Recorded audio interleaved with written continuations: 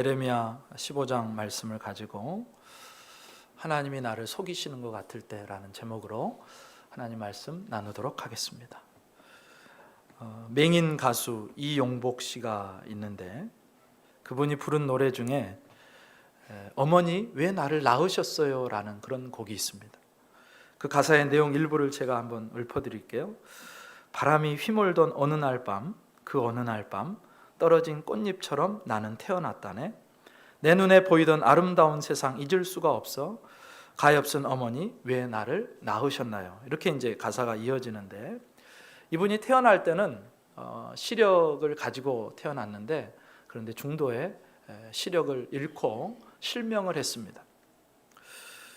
자기의 자전적인 이야기를 가사로 썼는데, 이제 아름다운 세상도 볼 수가 없고 또 친구도 없고 단 한 번의 사랑도 떠나고 홀로 남아서 외롭기에 어머니가 자신을 낳은 것이 한스럽다는 그런 조의 그런 이야기, 그런 가사입니다. 물론 이런 말은, 이런 가사들은 이용복 씨뿐만이 아니라 내 삶이 너무너무 힘들고 어렵고 고통스러울 때 누구나가 다 할 수 있는 그런 한탄입니다. 그리고 오늘 본문에 하나님의 선지자 예레미야도 똑같이 어머니 왜 나를 낳으셨어요? 그렇게 고백하는 거예요. 오늘 본문 10절 말씀입니다. 내게 재앙이로다. 나의 어머니여, 어머니께서 나를 온 세계에 다투는 자와 싸우는 자를 만날 자로 낳으셨도다. 내가 꾸어주지도 아니하였고 사람이 내게 꾸이지도 아니하였건만은 다 나를 저주하도다. 그렇게 이야기합니다. 자기의 삶을 보니까, 상황을 보니까 나는 태어난 게 재앙이라고 자기 자신을 생각하는 겁니다. 나는 태어나지 말았어야 되는 존재라고 예레미야가 지금 고백하는 거예요. 어머니는 왜 나를 낳으셔가지고 나를 세상 사람들과 늘 다투는 자로, 늘 싸우는 자로 살게 하셨습니까? 어머니에 대한 그 원망과 자신의 출생을 부정하고 싶은 그 예레미야의 마음이 지금 여기에 다 녹아져 있는 거예요. 그런데 이 말은 단지 어머니를 원망하거나 자기의 출생을 부정하고 싶은 그런 마음뿐만이 아니라 그를 있게 하신 하나님을 원망하는 것이라는 사실을 기억해야 됩니다. 예레미야는 알고 있어요. 자기를 이 자리에 부르신 분이 날마다 사람들과 싸우고 사람들의 저주거리가 되게 하고 힘들게 하는 그 장본인이 누구시냐면 바로 자기를 부르신 하나님이시라는 걸 잘 알고 있습니다. 하나님께서 예레미야를 부르실 때 이렇게 말씀하셨어요. 예레미야 1장 5절입니다. 내가 너를 모태에 짓기 전에, 그러니까 어머니의 태중에 잉태되기 전에 이미 너를 알았고, 너가 배에서 나오기 전에 너를 성별하였고 너를 여러 나라의 선지자로 세웠노라 하시기로. 그러니까 이 예레미야의 원망은 자기를 있게 한 어머니에 대한 원망을 넘어서서 모태에 짓기 전부터 나를 아시고 나를 구별하시고 나를 선지자로 세우신 하나님을 향해서 원망하는 원망이었다는 거예요. 근데 여러분, 왜 예레미야가 이 지경이 됐을까요? 예레미야는요, 당시 유다의 엄청난 스캔들이었고 저주거리였습니다. 사실 예레미야가 한 것은 하나님께 순종하는 일뿐이었어요. 하나님께 순종해서 책망의 말씀, 회개의 말씀, 심판의 말씀을 선언하는데, 그런데 그것을 들은 사람들이 예레미야에 대한 반응이 심상치가 않은 겁니다. 끊임없이 공격하고 그 메시지를 거부하고 비웃고 조롱하고 불신하고 외면하고 물리적인 위협을 가하고 구타하고 투옥하고 심지어 죽음의 그림자가 나와 함께 한다고 고백할 정도로 그렇게 모진 그런 반응들이 오는 거예요. 예언자가 된 이후로요, 자신을 향해서 강한 적대감에 사로잡힌 자들을 만나는 것이 예레미야의 일상이었습니다. 여러분이 삶을 살면서 한 사람과 싸운다고 생각해 보세요. 그 사람과 내가 죽을 듯이 싸우고 그 사람은 나를 죽어라고 미워하고 있고 그 사람을 그런데 계속 봐야 된다면 여러분 심정이 어떠시겠습니까? 한 사람만 나하고 싸우고 나하고 등을 돌리고 적대시해도 그렇게 삶이 힘들고 지옥 같을 건데, 예레미야는 어떤 삶이냐 하면 매일매일, 그리고 나를 만나는 사람들마다 나를 저주거리로 여기고 조롱하고 비난하고, 그러니까 예레미야가 살 수가 없는 거예요. 예레미야 너무너무 힘이 든 겁니다. 끔찍한 일이죠. 부르심을 받을 때 백성들의 반대를 예상하라는 말씀을 하나님이 주셨지만 막상 그런 상황에 닥쳐보니까 이거는 인간으로서 할 짓이 아닌 겁니다. 사역하는 과정에서 다툼과 증오와 논쟁과 저주를 경험하면서 예레미야는요, 자신의 예언자직에 선지자직에 환멸을 느꼈어요. 나 이제 더 못하겠다는 겁니다. 그래서 자신을 낳은 어머니를 원망하고요, 자기가 태어나지 않았더라면 좋을 것이라고 말하면서 예언자로서의 그 소명을 후회하고 거부하고 내려놓으려고 하는 거예요. 그때 하나님께서 어떻게 하시는가? 11절에 이렇게 응답하세요. 같이 한번 읽습니다. 시작. 여호와께서 이르시되 내가 진실로 너를 강하게 할 것이요 너에게 복을 받게 할 것이며 내가 진실로 내 원수로 재앙과 환난의 때 내게 간구하게 하리라. 아멘. 이 부분을 좀 더 원문에 가깝게 읽어보면 내가 선을 위하여 너를 구원할 것이다 라고 하나님이 약속하시는 장면이에요. 하나님, 나는 이제 너무 힘겨워서 사람들의 손가락질과 조롱과 비난과 공격이 너무 힘들어서 나 못해 먹겠습니다, 그만두겠습니다 라고 예레미야가 그렇게 하나님 앞에 고백할 때 하나님께서는 내가 너를 구원할 거다, 그런 약속을 주세요. 그리고 한편으로 다른 반대편에서 예레미야의 원수들, 예레미야를 괴롭히는 자들로 하여금 재앙과 환난을 당하게 할 거고, 그들이 마침내 그 재앙과 환난을 견디지 못해서 예레미야에게 찾아와서 제발 우리를 위해서 기도해 달라고 그들이 요청하도록 내가 그들을 그렇게 심판하겠다 약속을 하십니다. 그러면서 하나님께서는 지금까지 예레미야에게 주셨던 말씀을 다시 한번 확인시켜 주세요.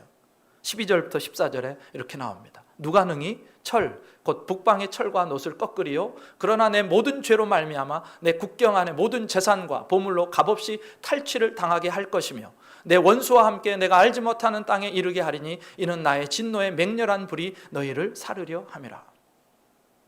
지금 하나님께서는 예레미야에게 계속해서 남유다가 망할 거다, 바벨론에게 항복하라, 너희는 다 끌려갈 거다, 그런 말씀을 선포하게 하셨는데 하나님께서 다시 한번 예레미야에게 확인시켜 주는 거예요. 여기 12절에 나왔던 북방의 철은요, 바벨론에서 저 북쪽에서 내려오는 바벨론의 군대를 가리킵니다. 하나님께서 바벨론 군대를 동원해 가지고 예레미야를 괴롭히는 자들을 벌하실 것입니다. 그런데 하나님께서 바벨론을 통해서 유다를 심판하시는데 두 가지 측면을 얘기해요. 첫 번째는 재물에 관한 것이고 두 번째는 사람에 관한 것이었습니다. 유다 국경 안에 모든 재산과 보물이 하나도 빠짐없이 바벨론 군대에게 탈취당할 것이고 그리고 저 바벨론 땅으로 옮겨갈 것이라고 말씀합니다. 동시에 지금까지 예레미야의 선포를 듣고도 회개하기는커녕 예레미야를 저주하고 예레미야를 비난하고 예레미야를 그렇게 쫓아냈던 그들은 자기들이 알지 못하는 땅으로 끌려가서 자신의 원수들을 섬기는 불행을 당하게 될 것이라고 하나님이 다시 한번 확인시켜 주시는 거예요. 그러니까 이 말씀은 한편으로 예레미야에게 지금까지 너가 선포한 그 말이 맞아 라고 하나님이 다시 한번 도장을 찍어주시면서 내가 너를 지켜주고 네 말대로 그리고 네 고백대로 네 강구대로 반드시 저들을 심판할 거다라고 약속해 주시는 장면입니다. 그런데 예레미야의 탄식과 분노, 억울함과 원한은 하나님의 그 약속의 말씀에도 쉬 가라앉지 않습니다. 저 맨 밑바닥에 지금 쓰러져 가지고 너무 힘겨운데 하나님 그 말씀을 주셨는데도 불구하고 거기서 일어나지를 못하는 거예요. 그래서 예레미야가 지금 자신을 둘러싸고 있는 상황이 너무너무 암울하게 느껴져서 다시 한번 하나님께 이렇게 간구하는 거예요. 15절에 이렇게 나옵니다. 여호와여 주께서 아시오니 원하건대 주는 나를 기억하시며 돌보시사 나를 박해하는 자에게 보복하시고 주의 오래 참으심으로 말미암아 나로 멸망하지 아니하게 하옵시며 주를 위하여 내가 부끄러움 당하는 줄을 아시옵소서. 우리의 삶의 고통과 억울함과 원한과 분노가 쌓여갈 때 그런 감정에 대한 해독제가 무엇일까 생각하면 다른 방법이 없습니다. 하나님 앞에 나와서 그것을 토해내는 것밖에는 방법이 없어요. 우리는 그것을 기도라고 합니다. 하나님께 문제를 가져가서 하나님, 이 문제는 하나님이 처리해 주십시오라고 하나님께 내 문제를 밀어드리는 것, 그것이 기도입니다. 이 문제는 하나님께서 풀어주세요, 이렇게 하나님께 맡기는 거예요. 지금 예레미야는요, 자신을 몰아세우고 자신을 저주하는 그 원수들을 향해서 직접 상대하려고 하지 않습니다. 대신에 하나님께 모든 일을 맡기고 위임하고 하나님의 일하심을 기다리는 거예요. 여러분, 내가 하면 일이 빨리 해결될 것 같고 내 생각과 계획대로 가면 분명히 성공할 것 같은데 그런데 가장 빠른 길이 뭐냐? 하나님께서 우리를 위해서 일해 주시는 방법, 그것이 가장 빠른 길입니다. 하나님께 맡기고 하나님의 일하심을 기다리는 것이 가장 빠른 길이요, 가장 안전한 길이요, 가장 지혜로운 길이라는 거예요. 예레미야가 그렇게 기도하는 겁니다. 15절에 예레미야가 하나님께 탄원하는 그 내용을 한번 살펴보면 이렇습니다. 하나님, 나를 기억해 주세요. 그 다음에 하나님, 나를 돌봐 주세요. 하나님, 나를 박해하는 자를, 그 원수들을 보복해 주세요. 하나님, 원수들을 향해서 제발 오래 참지 마십시오. 그런 기도를 해요. 내가 주님 때문에 지금 이 부끄러움을 당하고 있는데 하나님 아십니까? 그렇게 기도하는 겁니다. 여기서 특별히 우리의 이목을 끄는 것은 예레미야가 하나님께서 악인들을 향해서 너무 참지 말라고 간청하는 부분이에요. 원래 하나님의 성품은 자비롭고 은혜로우시고 노하기를 더디하시고 죄인을 향해서 참아주시는 분이에요. 그 죄인도 구원하시기 위해서. 그런데 하나님께서 지금 예레미야는 죄인을 향해서, 저 원수들을 향해서 제발 좀 그만 참아달라고 하는 겁니다. 하나님이 참으시면 참으실수록 그 고통의 기간이 길어지기 때문에, 하나님이 참으면 그 죄인들은 자기가 잘못한 줄 모르고 계속해서 예레미야를 공격할 것이고, 그 시간이 길어질수록 예레미야는 계속해서 그 폭압 가운데서 힘들 거기 때문에 하나님 제발 그만 좀 참으시고 빨리빨리 좀 일해 주세요. 원수를 갚아주세요. 보복해 주세요. 그렇게 기도하는 거예요. 여러분, 너무나 솔직하죠. 기도는 이런 겁니다. 정직하게 내 마음에 있는 것들을 그대로 끄집어서 다 하나님 앞에 내어놓는 것. 우리는 그렇게 정확하고 정직하게 하나님 앞에 기도해야 됩니다. 그래서 하나님 앞에 우리가 가릴 것이 단 하나도 없어요. 사람 앞에는 가려야 될 말이 있습니다. 사람 앞에서는 다 하지 못할 말이 있습니다. 그러나 하나님 앞에서는 어떤 말이든 해도 관계없습니다. 내 속에 있는 말을 정확하게 하셔야 돼요. 이제 나중에 보면 예레미야가 자기 연민에 빠져서 하나님을 막 하나님은 사기꾼이에요, 하나님은 나를 속이는 분이에요 라고 그렇게 하는 말까지도 하나님 받으시고 그 자기 연민에서 나올 수 있도록 길을 열어주시는 분이 하나님이세요. 그러니 기도하셔야 되는 거예요. 그러면서 예레미야가 이제 넘어와서 자신의 속 이야기를 16절 17절에서 이렇게 합니다. 만군의 하나님 여호와시여, 나는 주의 이름으로 일컬음을 받는 자라. 내가 주의 말씀을 얻어먹었사오니 주의 말씀은 내게 기쁨과 내 마음의 즐거움이오나. 내가 기뻐하는 자의 모임 가운데 앉지 아니하며 즐거워하지도 아니하고 주의 손에 붙들려 홀로 앉아 싸우니 이는 주께서 분노로 내게 채우셨음이니이다. 아멘. 이 내용이 이렇습니다. 하나님, 저는 주님의 것입니다. 내가 하나님의 말씀을 얻어먹었습니다. 그 말씀을 먹을 때 얼마나 꿀송이처럼 달고 얼마나 그것이 내게 기쁨이 되고 즐거움을 가져다 주었는지 모릅니다. 그런데 하나님께서 내 안에 유다를 향한 분노로 채우셨기에 그 하나님의 말씀을 거절하고 하나님의 심판의 말씀을 무시한 채로 웃으며 떠드는 사람들과 내가 함께 할 수가 없었습니다. 같이 앉아서 즐거워할 수가 없었습니다. 하나님의 말씀 때문에 내 일상적인 삶의 기쁨과 소소한 행복들을 내가 다 포기해야 했습니다. 결국 예레미야는요, 백성들과 섞이지 못했고 하나님이 채우신 분노를 가득하게 안은 채 혼자 외롭게 하나님 앞에서 고독하게 그렇게 예언자직을 선지자직을 수행하고 있었다는 거예요. 하나님의 말씀은요, 꿀송이보다 달고 너무너무 자기를 기쁘게 하는 것인데, 그런데 실상 그 진리의 말씀을 내 삶 가운데 살아내는 길은 너무너무 고독하고 힘겹더라. 그 고백을 하나님 앞에 하는 거예요. 그런데 예레미야가 거기서 멈추지 않고요, 급기야 어떤 말까지 하느냐, 자기 연민이라는 감정에 붙잡혀가지고 하나님을 속이는 분, 하나님을 향해서 당신은 거짓말하시는 분입니다, 하나님 당신은 사기꾼입니다 라고 예레미야가 그렇게 도발을 합니다. 18절이에요. 같이 읽습니다. 시작. 나의 고통이 계속하며 상처가 중하여 낫지 아니하면 어찌 됨이니까? 주께서는 내게 대하여 물이 말라서 속이는 시내 같으시리이까? 아멘. 예레미야는 지금 자신이 처한 그 고통스러운 상황 때문에 그 내면이 완전히 무너져 있습니다. 어느 정도로 무너져 있느냐? 하나님을 향해서 하나님 당신은 나에게 말라서 속이는 시내와 같은 분입니다 라고 고백할 정도예요. 여기서 말라서 속이는 시내라는 말이 무슨 말이냐면 와디를 가리켜요. 와디. 이스라엘 지도를 보면요, 보통 시내나 강은요 실선으로 이렇게 표시되고 있는데, 그런데 이 와디들은 어떻게 표현이 되냐면 점점점으로 표현이 돼요. 물이 흘렀다가 또 흐르지 않은 기간이 또 물이 말랐다가 흘렀다가 한다는 거예요. 이스라엘은요, 건기와 우기가 뚜렷하답니다. 가을철 대략 10월 이후에 이제 이른 비가 내리고 그때부터 시작해서 우기가 시작되는데 다음해 봄까지 이제 늦은 비가 마칠 때까지가 우기예요. 그때는 그 와디에 물이 흐릅니다. 강에 물이 흘러요. 그런데 그 늦은 비가 끝나고 나면 다음 이른 비가 올 때까지 건기로 그때부터는 이제 물이 흐르지를 않고 완전히 메말라 버립니다. 그러면 와디가 어떻게 사람을 속일까요? 광야를 걷는 사람이요, 지금 목이 한참 말라 있습니다. 물 한 방울이 필요한 시기예요. 그런데 가다 보니까 저 앞에 신선한 물이 흐르는 것처럼 보이는 그런 강물 자국이 보이는 거예요. 시내를 발견합니다. 그런데 딱 가보니까 강바닥이 완전히 말라 있는 거예요. 또 어떤 경우에는 그 시내가 신기루일 가능성이 있어요. 진짜 물인 줄 알고 갔더니 물은 없고 저만치 또 신기루는 멀어져 있는 거예요. 그렇게 사람을 속입니다. 하나님께서는요, 자신을 생수의 근원으로 말씀하시지만 정작 예레미야에게 생수의 근원 되신 하나님은 가까이 다가가 보면 마른 시내와 같았고 가까이 다가가 보면 저기 멀리 떨어지는 신기루에 불과했다는 거예요. 예레미야가 너무 목이 말라서 생명수가 지금 한참 필요한데, 이제 하나님의 약속의 말씀을 듣고 하나님이 이제 하시겠구나, 그렇게 이제 살았다 하고 달려갔는데 강바닥은 지금 다 말라있고 신기루처럼 다시 멀어지는 것을 경험하는 거예요.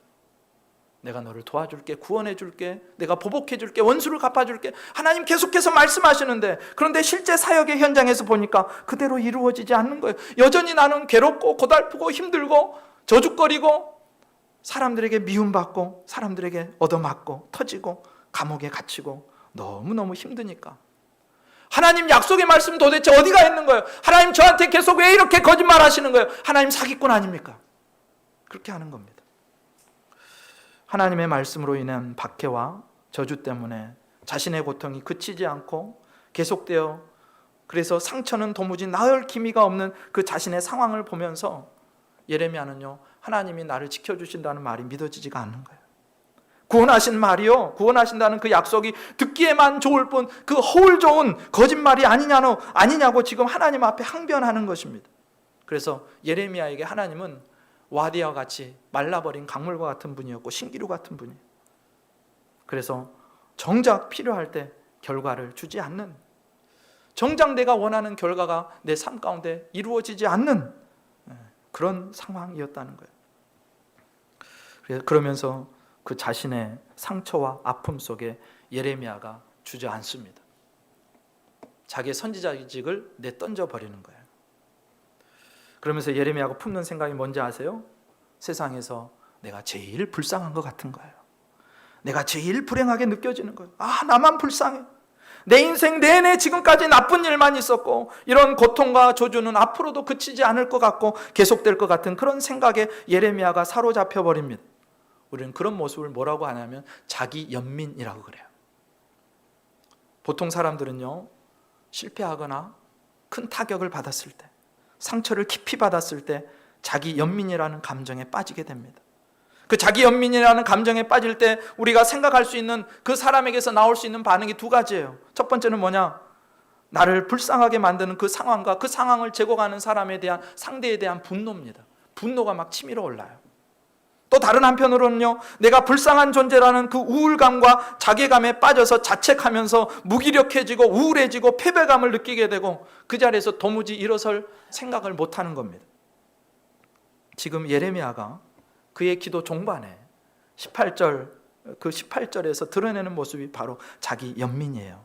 급기야 하나님을 가리켜서 당신은 나를 속이시는 분, 당신은 사기꾼이라고 말하는 자리까지 가는 거예요. 어쩌면 이거는요, 하나님에 대한 예레미야의 비난입니다. 자신을 생수의 근원이라고 하나님이 소개하시는데 그 하나님에 대한 원망이고 분노고 여전히 자신의 상황의 암담함에 대한 체념이고 우울함이에요. 예레미야는요, 그렇게 무기력하게 되었고 더는 이제 예언자 사역, 선지자 사역을 안 하겠다고 지금 하나님 앞에 땡깡을 부리고 있는 거고 이제는 두 손 두 발 다 드는 그 장면이에요. 여러분, 이런 상황 속에서 예레미야는 어떻게 해야 될까요? 여러분이 이런 상황에 처해 있다면 여러분 하나님 앞에서 어떻게 해야 될까요? 계속되는 사람들의 거절과 비난과 배제와 조롱과 폭력 속에서, 그리고 약속은 하시지만 현실은 그대로인, 공허해 보이는 그 하나님의 약속의 말씀을 경험하면서 자기 연민이라는 감정에 빠진 예레미야는 어떻게 해야 될까요? 오늘 그 답을 19절에서 우리가 만납니다. 19절 말씀 함께 읽습니다. 시작. 여호와께서 이와 같이 말씀하시되 내가 만일 돌아오면 내가 너를 다시 이끌어 내 앞에 세울 것이며 내가 만일 헛된 것을 버리고 귀한 것을 말한다면 너는 나의 입이 될 것이라. 그들은 내게로 돌아오려니와 너는 그들에게로 돌아가지 말지니라. 아멘. 예레미야가 그렇게 주저앉아 있고 힘들어하고 두 손 두 발 다 들었을 때 하나님이 예레미야에게 주시는 말씀이 충격이에요. 하나님 뭐라고 하시느냐? 원래 이 정도 됐으면 야 예레미야야 고생 많지, 힘들지, 내가 도와줄게, 조금만 힘을 내라. 하나님 그렇게 위로하고 격려해 주실 것 같은데 하나님 그렇게 안 하세요. 엄중하게 경고하십니다. 예레미야야 돌아와라.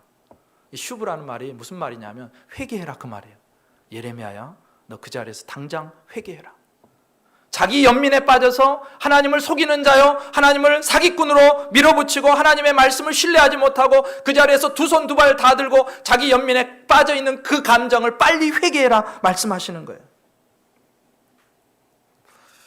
하나님이요 이런저런 거 말씀하시지 않고 너 감정에서 그 감정에 더 이상 호우적거리지 말고 당장 일어나, 그렇게 명령하시는 겁니다. 당장 돌이켜, 당장 회개해. 여러분 우리도 그렇지 않을까 싶습니다. 때로 나만 실패자처럼 느껴질 때가 있어요. 살다가 보면 나는 이렇게 열심히 했는데 하나님께서 나를 보시지 않는 것 같아요. 하나님 다른 사람에게는 유독 친절하신데 왜 나에게는 그렇게 불친절하시고, 왜 나를 그렇게 자비롭게 보지 않으시고, 왜 나에게는 그렇게 인색하시고, 왜 나를 알아주시지 않습니까? 하나님 내 신앙생활이 이게 뭐예요? 하나님 내 인생이 이게 뭐예요? 내 헌신이 다 뭐예요? 이런 자기 연민의 감정에 빠질 때가 있다는 거예요. 누구든지 그럴 수 있다는 거예요. 선지자 예레미야도 그랬습니다. 어떤 선교사님의 이야기입니다. 20대 시절에요, 은혜를 경험하고 선교사로 헌신을 했어요. 선교지에 나가서 하나님의 나라를 위해서 수십 년간 열심히 땀 흘려 생명을 다해서 충성했어요. 근데 그 결과가 뭐냐? 나이 들어 병든 몸과 가난해진 그런 상황뿐이에요. 여러분 이런 상황이라면 여러분 어떠시겠어요? 인간적인 생각으로 보면 하나님은 나를 속였습니다. 충분히 그렇게 말할 수 있는 상황이에요. 하나님은 내게 와디와도 같은 분입니다 라고 말할 수 있지요. 하나님 내 인생이 이렇게, 얘 왜 이렇게 됐습니까? 내 인생이 왜 이렇게 허무합니까? 내 인생이 왜 이렇게 비참합니까? 내 인생은 실패야. 나는 아무런 가치 없는 존재야. 병든 몸과 가난해진 자신의 상황을 보고 내 인생이 실패라고 생각할 수 있고요, 내가 그토록 충성을 다했는데 나를 이런 꼴로 만든 하나님이 원망스럽기도 할 거고요, 그 하나님에 대해서 원망하고 분노하고 슬퍼하고 아파할 수 있고요, 그 자기 연민이라는 감정에 빠져서 계속해서 호우적거릴 수 있다는 거예요. 그러면 이런 상황에 계속해서 하나님을 원망하고, 하나님 내가 충성한 결과가, 내가 피땀 흘려 번 돈으로 하나님 앞에 헌금한 결과가, 내가 시간을 쪼개가면서 열심히 땀 흘려 헌신한 결과가 이겁니까? 이렇게 자기 연민에 빠져서 주저앉아 있어야 될까요? 그렇지 않습니다. 그렇게 자기 연민이라는 감정이 우리 안에 들어올 때 하나님은 곧장, 다른 말씀 안 해서요, 너 빨리 그 자리에서 일어나 당장 회개해라 라고 우리에게 말씀하시는 겁니다. 그럼 도대체 어떻게 하는 게 회개하는 것이고, 어떻게 하는 게 그 자기 연민의 감정에서 일어서서 다시 하나님의 사람으로 설 수 있는 방법이냐? 오늘 몇 가지를 말씀드리는데, 첫 번째, 여러분 내가 존귀한 자라는 사실을 기억하셔야 됩니다. 따라하겠습니다. 나는 존귀한 사람이다. 믿습니까? 예. 저는 저와 여러분이 자신이 얼마나 존귀한 분인지를 아셨으면 좋겠습니다. 어떤 업적이 있고요, 탁월한 성취가 있어서 그 사람이 존귀하게 되는 게 아니에요. 우리는요, 하나님께서 나를 예수님의 피값으로 사셨다는 그 자체만으로, 내가 하나님의 자녀가 되었다는 그 자체만으로 이미 존귀한 사람들이에요. 이미 소중한 사람들이에요. 여러분, 타인에게 억울한 일을 당하고 조롱을 당하고 피해를 받았다고 해서 내가 불쌍하고 비참한 존재가 된 것이 아니랍니다. 내 생각만 그렇지, 마귀가 그렇게 거짓으로 속삭이는 거지, 나는 절대 존귀한 자라는 사실을 기억하셔야 된다는 거예요. 예레미야가 지금 사람들에게 저주거리가 되고 사람들과 함께 하지 못하고 늘 따로 떨어져 있어야 돼요. 사람들이 끼워주지도 않고 가서도 안 되기 때문에. 조롱과 비방과 폭력과 위협에 시달리고 있다고 해서 예레미야가 비천한 사람이 된 게 아니에요. 예레미야는 지금도 사람들에게 조롱받고 있는 이 시간에도 하나님께서 선택하시고 불러 세우신 하나님의 사람, 존귀한 사람이라는 것입니다. 여러분은 자신이 얼마짜리인지 아십니까? 우리 유초등부 아이들은 이 질문을 하면 반드시 먼저 이렇게 대답할 건데, 여러분 얼마짜리인지 아세요? 여러분 가게 가서 상품을 사요. 뭐 물을 한 병을 산다고 해보세요. 이거는 200원에 샀다고 쳐보세요. 이거 얼마짜리예요? 200원짜리 그래요. 어떤 집사님 명품 가방을 들고 왔어요. 집사님 얼마짜리예요? 아, 이거 3천만 원에 샀어요. 3천만 원짜리예요. 그러면 저와 여러분 얼마짜리인지 아세요? 따라합시다. 나는 예수님짜리다. 나는 예수님짜리다. 왜 그런지 아세요? 예수님이요, 자기 생명의 피값을 주시고 우리를 사셨기 때문에, 자기를 지불하시고 우리를 사셨기 때문에 우리는 예수님짜리인 줄 믿습니다. 여러분 이 가치를, 이 영광스러운 신분을 세상 어디에서 살 수 있어요? 그럴 수 없어요. 하나님의 사람은요, 그가 어떤 상황에 놓여 있다 해도 하나님의 자녀라는 사실만으로 이미 존귀한 자라는 사실을 믿으시기 바랍니다. 그런데 여러분 오늘 또 마귀는요, 우리 곁에 와서 속삭일 거예요. 야, 너처럼 불쌍한 사람이 어딨냐? 야, 예수 믿는다면서 네 인생은 왜 그 모양 그 꼬라지냐? 계속해서 우리를 속삭여댈 겁니다. 자기 연민의 감정에 빠져서 헤어나오지 못하도록, 그렇게 하나님을 계속해서 대적하도록 마귀는 우리에게 계속해서 우리의 감정들을 그렇게 건드릴 거예요. 그때 여러분은 예수의 이름으로 마귀의 뒤통수를 그냥 확 후려치시고 예수 이름으로 쫓아낼 수 있기를 주님의 이름으로 축복합니다. 난 존귀한 사람이야. 난 예수님 짤이야. 건드리지 마. 예수의 이름으로 떠나가라. 네. 여러분 절대로 불쌍한 존재가 아니에요. 여러분 이 땅에서 돈을 갖지 못했다고 해서, 혹은 어떤 힘이나 어떤 권력과 지위를 갖지 못했다고 해서 실패했다거나 그 인생이 망한 게 아니랍니다. 예레미야의 인생을 가리켜서 누가 망했다고 합니까? 예레미야의 인생을 가리켜서 누가 그렇게 불쌍하다고 합니까? 그렇지 않아요. 하나님 안에 있으면요, 망해도 안 망한 것이고요, 안 망해도 안 망한 것입니다. 무슨 말인지 아십니까? 십자가에 나를 못 박고 내가 예수 그리스도 안에 있으면 실패도 승리요, 성공도 승리예요. 그래서 성도에게는 승리밖에는 없는 거예요. 그러나 어떤 이가 예수 밖에 있고 십자가 밖에 있다면 그는 실패도 실패고 성공도 실패가 되는 인생이 되는 거예요. 그럼 나는 하나님의 거룩한 자녀다. 나는 하나님의 영원한 생명을 소유하고 있는 복된 존재다. 나는 하나님 나라의 풍성한 것을 상속받을 존재다. 이 사실을 잊지 마시기를 축복합니다. 마귀의 속임수에 제발 속지 마세요. 자기 연민에 빠지지 마세요. 만약에 우리가 그런 것에 속아서 계속해서 낙심해하고 우울해하고 있다면 그것은 내 안에 계신 예수님을 모욕하는 것이고, 내 안에 계신 예수님의 뺨을 계속 내가 때리는 거예요. 예수님 폭행하는 거예요. 그거는 마귀의 기운을 복돋아 주는 거고요, 예수님을 폭행하는 거라니까요. 여러분 심각하게 들으셔야 돼요. 속으시면 안 돼요. 자기 연민이라는 감정에 빠져서 허우적거리는 것이 예수님을 반역하는 것이고 하나님을 대적하는 것입니다. 무서운 것입니다. 정신 똑바로 차려야 된다는 거예요. 두 번째, 자기 연민이라는 감정의 늪에서 벗어나는 길, 돌이키는 길, 회개하는 길 어떻게 하면 되느냐? 두 번째, 나를 향한 하나님의 사랑을 의심하지 말라는 거예요. 여러분 하나님은 오늘도, 어제도, 그리고 앞으로도 저와 여러분을 끝까지 사랑하시는 줄 믿습니다. 네, 이게 믿어져야 돼요. 때로는요, 내게 일어난 상황, 저런 상황들을 보면요, 하나님의 사랑이 의심이 들 때가 진짜로 있어요. 아니, 내 몸이 이렇게 아픈데 하나님 나를 사랑하지 않는 것 같은 거예요. 나는 이렇게 헌신했는데 하나님 내게 고작 이것만 주십니까? 하나님이 나를 사랑하지 않는 것 같은 상황이 있다고요.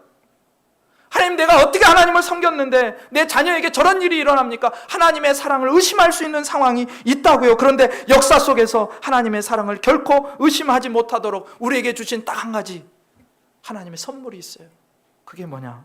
바로 예수 그리스도의 십자가입니다.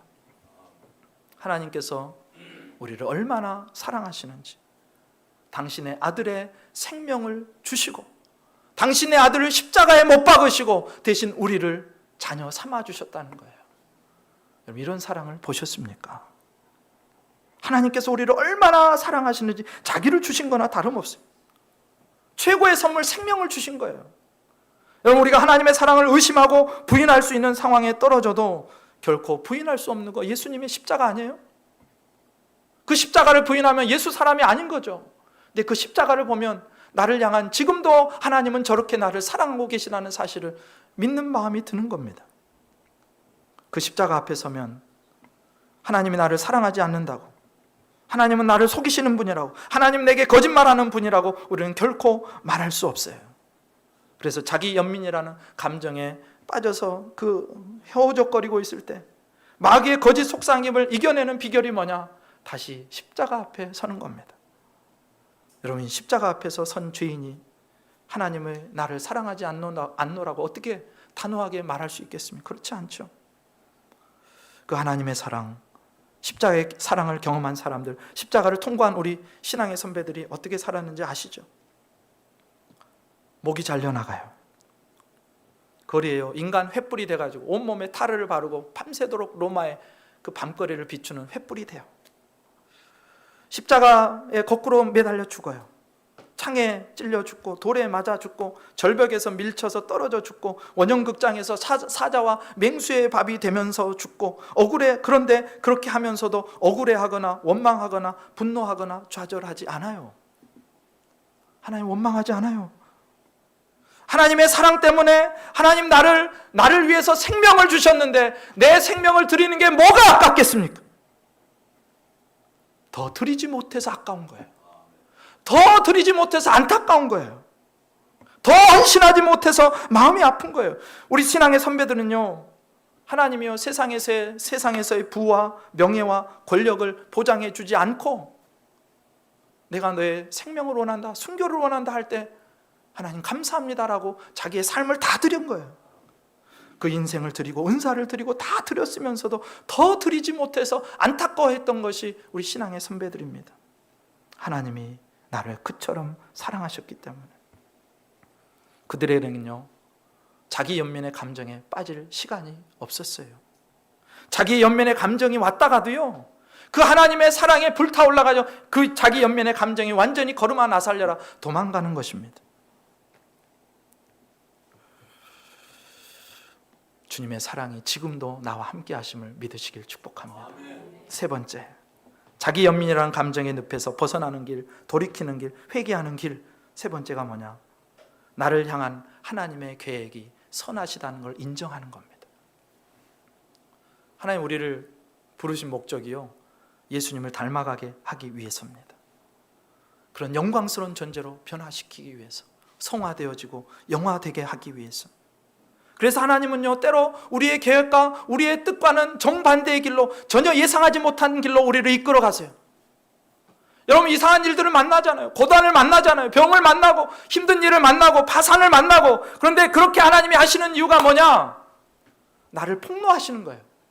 내 안에 죄를 폭로하시는 거예요. 내가 얼마나 죄인인지, 얼마나 악한 자인지, 얼마나 하나님을 대적하는 자인지, 조금만 건드려도 하나님을 부인할 수밖에 없는 자라는 사실을, 그 사실을 폭로해서 하나님 앞에 두 손 두 발 들고, 하나님 내가 이렇게 죄인입니다. 나를 불쌍히 여겨주지 않으면 나는 절망밖에는 없고 심판밖에는 없습니다. 내가 이런 자였습니다. 나를 폭로하는 거예요. 그래서 세상이 내 계획대로 흘러가지 않을 수도 있고 내 뜻대로 되지 않을 때, 여러분 그때 하나님께 더 감사하셔야 됩니다. 예레미야를 보세요. 예레미야가 사는 게요, 자기가 계획한 게 하나도 없어요. 자기가 미움받을 걸 계획했겠습니까? 저주거리가 될 걸 계획했겠습니까? 사람들에게 돌을 맞을 걸 계획했겠습니까? 감옥에 그렇게 수시로 들락날락할 걸 계획했습니까? 사람들에게 매국노라고 칭함받는 걸 계획했겠습니까? 그렇지 않아요. 죄인은 그런 계획 못합니다. 죄인은 절대로 좁은 길을 선택할 수 없어요. 죄인은 다 넓은 길을 원하고, 죄인은 다 자기 육신의 소욕에 따라 움직이기를 원하고, 고난받고 고통받는 십자가의 길은 가기를 원하지 않습니다. 세상 사람 100이면 100 모두 다 호의호식하고 위세를 떨치고 싶고 편안하게 살고 싶고 떵떵거리고 살고 싶고 유명해지고 싶지, 누가 예레미야처럼 고생하기를 원하겠어요? 그런데 하나님은 그것과 정반대의 길을 예레미야에게 주셔서 유다를 향해서 심판을 선언하는 것도 있지만 예레미야 자신을 하나님의 사람으로 만들어 가시는 거예요. 예레미야를 폭로시키는 거예요. 야, 너 이 정도 어려움에도 자기 연민에 빠져서 그렇게 주저앉아 있는 자가 아니냐. 하나님, 그렇습니다. 내가 이렇게 죄인입니다. 그렇게 하나님 앞에 서도록, 나는 하나님의 은혜가 절실하게 필요합니다 라고 서도록. 여러분, 하나님께서 우리를 향한 목적은 영화롭게 우리를 만들어가는 거예요. 부자 만들어주는 게 하나님 목적이 아니에요. 높은 지위를 주시고 유명하게 만들어주는 게 하나님의 목적이 아니에요. 하나님의 목적은요, 우리 안에 있는 죄를 죽이는 거예요. 하나님의 목적은요, 내 안에 있는 예수 그리스도의 형상을 회복하는 겁니다. 하나님의 목적은 내 육신의 소욕을 끊고 날마다 나를 십자가에 못 박고 내가 죽고 예수가 사는 그런 하나님의 사람으로 바꿔가는 것, 그게 하나님의 목적이에요. 그러니 가난하다고 세상적인 성공이 없다고 해서 그게 실패이거나 그게 망한 것이 아니고 도리어 내가 그 와중에 하나님을 바라보지 못한 게 실패하는 거예요. 그 와중에 하나님을 원망하는 게 실패하는 거고요, 그 와중에 자기 연민에 빠지는 것이 하나님을 대적하는 것이라는 사실을 기억하셔야 됩니다. 결국 하나님은 우리를 예수님과 같은 장성한 분량에 이르게 하도록 십자가를 우리 앞에 놓으실 것이고, 우리는 그 십자가의 길, 자기 죽음의 길, 그 좁은 길을 계속해서 헉헉거리며 그 길을 따라가는 거예요. 그러니 어렵고 힘들다 하여 자기 연민에 빠지지 말고 생각지도 못했던 그 계획과 길 속에서 나를 예수 그리스도의 장성한 분량까지 만들어 가시는 하나님을 찬송할 수 있기를 주님의 이름으로 축복합니다. 마지막으로 자기 연민이라는 그 감정의 늪에서 벗어나는 길, 돌이키는 길, 회개하는 길 뭐냐? 감사하는 것입니다. 여러분, 예레미야는요, 말씀을 듣는 게 너무 좋아요. 하나님의 말씀이 송이꿀 같아요. 그런데 그 진리의 말씀을 전하고 거기서 오는 핍박을 받을 때는 그 감사가 없어요. 급기야 예레미야 20장 가보면요, 예레미야가 자기의 생일을 저주해요. 물론 우리가 그 고통을 당해보지 않아서 예레미야를 어떻게 함부로 판단합니까? 내가 그 자리에 있었다면, 여러분이 그 자리에 있었다면 저와 여러분은 훨씬 더 못난 모습으로 그렇게 했을 가능성이 농후합니다. 그러나 그럼에도 불구하고 예레미야에게 아쉬운 점이 있다면 그 상황 속에서 작은 감사를 찾지 않았다는 거예요. 아니, 목사님 말이 쉽지 그게 되겠습니까? 지금 예레미야 상황과 형편을 그렇게 잘 아시면서 어떻게 그 상황에서 감사하라고 하십니까? 그런데 생각해보면 예레미야에게 얼마나 감사의 제목이 많았을까? 자신을 진리의 말씀을 듣고 그 말씀을 유다에 전할 수 있는 유다의 마지막 보루로 세워주셨다는 것에 여러분 감사할 수 있지 않겠습니까? 너는 유다의 마지막 보루야. 내 진리의 말을 너에게 맡길게. 그 말을 네가 맡아서 이 백성들에게 전해준, 얼마나 감사한 제목이에요. 하나님의 나라를 위해서 그렇게 헌신할 수 있는 기회가 주어진 것이 얼마나 감사한 일이에요. 더군다나 하나님의 부르심이 아니었다면 예레미야도 다른 백성들과 똑같이 하나님을 대적하고 우상 숭배하고 그렇게 망해가는 그 사람들 틈바구니에 끼어서 그렇게 그냥 살다가 망했을 건데, 하나님이 나를 불러내셔서 하나님의 선지자로 삼아주시고 진리를 가르쳐주시고 진리를 위해서 핍박받게 하시니 얼마나 감사한 일입니까? 여러분, 잘못된 일을 위해서 핍박받는 것이라면 그렇지만 의를 행하고 진리를 행하다가 핍박받으니 얼마나 감사해요. 당대의 모든 유다 백성들이 하나님을 멀리하고 하나님과 친밀한 교제하는 거리가 멀었는데 하나님이 이렇게 기도할 때마다 가까이 와서 말씀해 주시니 하나님의 음성을 들으니 얼마나 또 감사한 일이에요. 그럼 생각해 보면 이 세상에 당연한 것은 하나도 없습니다. 내가 누리고 있는 것 중에 당연한 것은 하나도 없어요. 그러니 그 작은 것에서부터 생각하면 감사의 거리를 우리는 수도 없이 찾을 수 있을 것입니다. 내 존재, 내 가족, 내 친구, 신앙, 삶의 모습, 함께할 신앙의 동반자, 주일날 쌩쌩한 몸을 가지고 나와서 예배할 수 있다는 것이 얼마나 감격이고 감사의 제목인지 몰라요. 여러분, 그렇게 하나하나 감사를 찾아가다 보면 나는 불쌍해, 나는 왜 이 모양이야, 내 인생은 왜 이래, 하나님은 나를 속이는 분이셔, 그런 원망과 분노와 자기 연민이 우리 안에 파고들 틈이 없을 것입니다. 그런데 마귀는 오늘 또 속삭일 거예요. 야, 너가 제일 불쌍한 사람이야. 예수 믿는다면서 너 왜 그 모양이야? 하나님 너한테 거짓말 하신 거야. 하나님 속이는 분이야. 심지어 우리에게는 이 땅에서의 고난과 비교할 수 없는 영광이 기다리고 있대요. 감사하시기 바랍니다. 네. 글의 흐름을 이제 예레미야를 따라가다 보면요, 예레미야는 이 하나님의 말씀을 듣고 그 자기 연민의 늪에서 빠져나와서 회개하고 다시 그 선지자의 길을 갑니다. 그리고 마지막 순교하는 순간까지 끝까지 충성합니다. 수년 전에 돌아가신 아마존의 선교사 고 허운석 선교사님이라는 분이 계세요. 이분도 여러 죽을 경험을 하고 고난과 고통 속에서 하나님을 알아가고 선교사로서의 사명을 감당했어요. 오직 아마존의 선교사로 헌신했습니다. 그런데 그 선교사에게 결과는 그 인생의 그 결과가 말기암이었어요. 말기암. 온몸에 성한 곳이 단 한 군데도 없었대요. 암이 온몸으로 전이됐어요. 폐암, 위암, 간암, 온몸에 암이 퍼져가지고 그 고통을 말로 표현할 수가 없답니다. 이런 면도칼을 들어가지고 그분의 표현대로 하면 면도칼을 들어서 살을 계속 이렇게 자르는 느낌, 그 고통이 계속 되어 오니까 내가 예수를 안 믿었으면 뛰어내리고 그 뛰어내려서 죽고 싶다는 그 자살 충동이 일어날 정도로 그렇게 힘이 들었대요. 고통스러웠대요. 하나님의 품에 안기셨습니다. 그런데 그분이 생전에 말씀을 전하면서 그런 말씀을 하세요. 자기는 암을 고쳐달라고 하나님 앞에 기도하지 않는데요. 그 이유가 뭔지 아세요? 나는 예수님을 하루라도 더 빨리 만나고 싶다는 거예요. 나는 예수님을 하루라도 더 빨리 만나고 싶다. 그 간절함 때문에 자기 암을 고쳐달라고 기도하지 않았답니다. 자기 인생은 감사뿐이래요. 어떻게 나 같은 것을 하나님의 자녀로 삼아주시고 선교사로 불러주시고 한평생 주님을 위해서 이렇게 뛸 수 있게 만들어주셨냐, 너무너무 감사하다. 우리 세계관이요, 얼마나 타락했는지 우리는 다 이긴 경험, 건강해진 경험, 부해진 경험, 그런 것들만 복이고 은혜라고 생각하지만 성경은 그렇게 이야기하지 않습니다. 세상의 가치관과는 전혀 다른 가치관을 말해요. 주 안에 있으면, 십자가에 내가 못 박혀 있으면, 그 십자가를 지고 가고 있으면 내가 병들었든 건강하든 고생하든 편안하든 힘이 있든 힘이 없든 상관없이 그게 복된 길이라는 거예요.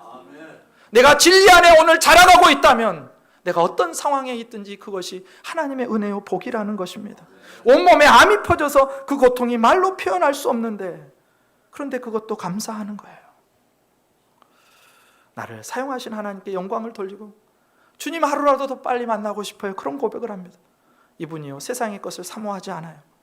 오직 나를 위해서 십자가에 달리시고 부활하신 그 예수님만을 사모하며 기대합니다. 나를 한번 생각해 봅시다. 조금 힘들다고, 내가 생각하는 것만큼 내 계획대로 내 인생이 안 되었다고, 내가 그만큼 돈을 가지지 못했다고, 내가 원하는 것 하나님이 이루어주지 않았다고 우리는 얼마나 자주 하나님을 거짓말쟁이로 몰아붙이고 하나님이 나를 속이셨습니다, 내 신앙생활 이게 뭡니까?